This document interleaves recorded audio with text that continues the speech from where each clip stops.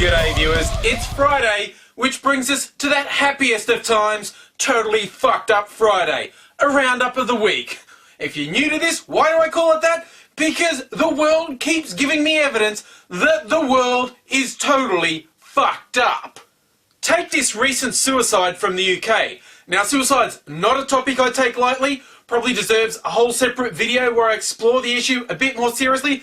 But this guy, he ties a noose around his neck and ties it to a pole, then drives his car off at high speed, leaving a scene for the police to discover of his car smashed into a tree, blood everywhere, and his head halfway down the fucking block. Now that is totally fucked up. Now, I've done videos before of the funny excuses people come up with in emergency rooms for why they have strange things stuck up their butt.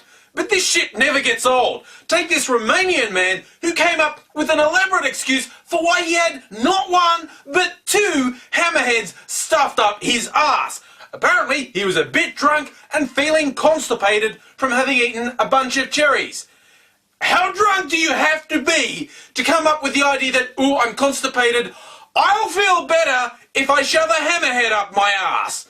And how drunk do you have to be to think, well, now that hammerhead stuck up there, I've got a solution, jam another hammerhead up there. You've gone beyond drunk into the realm of totally fucked up. And without doubt, the most fucked up story in Australia this week is about a nationally syndicated radio show featuring Jackie O and Kyle Sandilands, possibly the most objectionable person in Australian media. And that's a hard-fought-for title.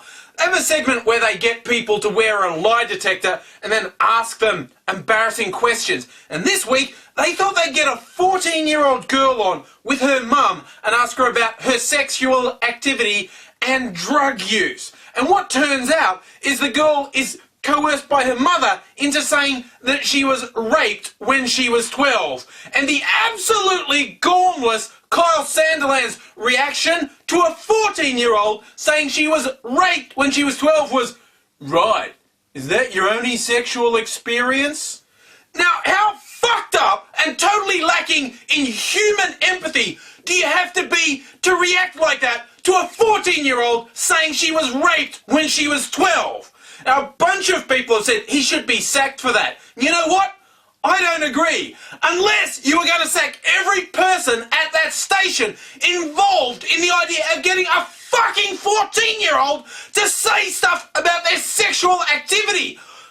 What the fuck is going on with people when they think that qualifies as entertainment and not fucking child porn? Now, Kyle Sandilands has a lot of enemies. Basically because he's an arsehole and deserves to have enemies. A talentless, self-serving arseholes. And yes, I put it out there, so feel free to make the comparisons. I asked for it. But people have said, do I think he should be sacked? You know what? No. Because I don't think any worse of him. This is no worse than what he's done for years. And you know what? When you can humiliate a 14-year-old and show a complete lack of sensitivity to her admission that she was raped when she was 12, and then I don't feel any worse about you because you were already that bad, that is the definition of being totally fucked up.